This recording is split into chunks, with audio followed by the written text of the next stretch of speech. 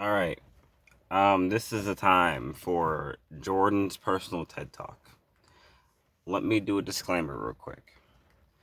This is not a real TED Talk. If you expect me to talk about what I learned from talking to flat earthers, um, what it is mean to be black, how math needs to be taught differently, this is not a real TED Talk, so don't expect any of that.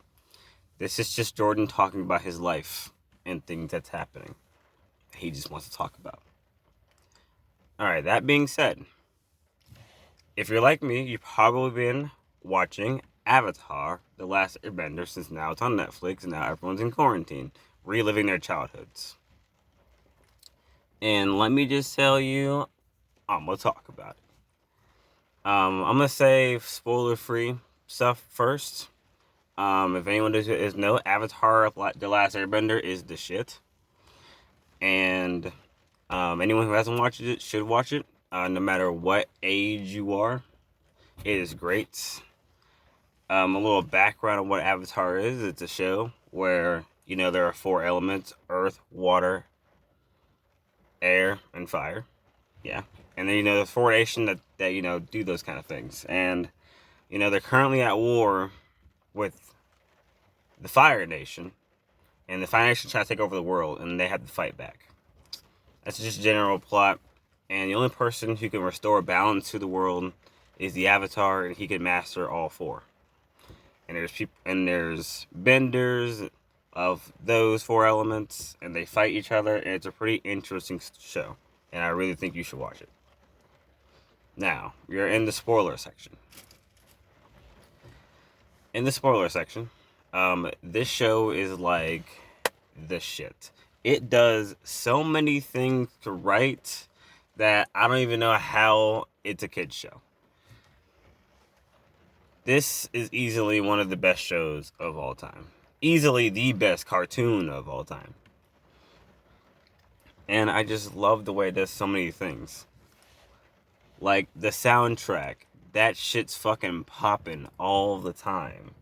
The story is simple, but yet it's so great at the same time. The show just tells you so many things about life. How could things like Iroh? Every time Iroh was on screen saying something, I felt the need to grab a pencil and pad and wrote down what he said. So maybe one day I can be enlightened enough to understand what Iroh is talking about. Zuko's character arc is easily the best villain to hero arc of all time, and probably will stay that way for a very, very, very long time. The show's animation it looks 2004. Like, it looks early 2000s.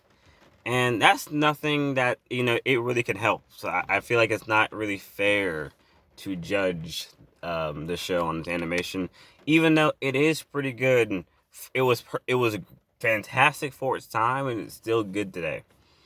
Now, we watch The Legend of Korra. It actually does feel like you're watching it in 60 frames a second, and it's like perfection animation. But we're talking about Avatar right now. We're not to The Legend of Korra yet. Yeah, I just been rewatching it. I watched it before it was on Netflix, and now I'm watching it after it's on Netflix. I've watched it twice in quarantine. I was watching it before it was cool, and I was thinking these things. Yeah, and it's the combat. I love me a show with a good, even combat system. Like, where it's just the better you are at combat, and the more years you spend perfecting it, the better you will be. And how there can be prodigies and all kinds of stuff. It's like, in Naruto, when, like, he just becomes a freaking god and then, like, can defeat anybody.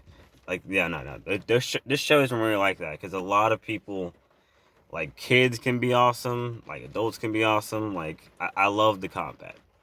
I love how, like, it all looks different and its own right, and they all are different.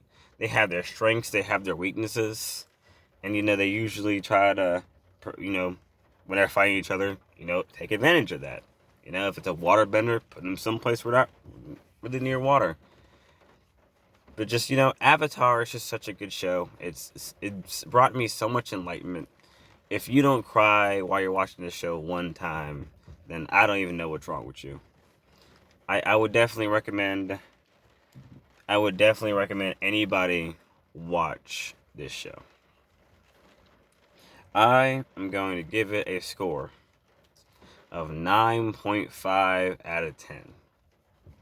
It's pretty high, and I think that 5% really just comes from it just being just a kid show and having some kid themes that I'm just like, I'm just like not feeling.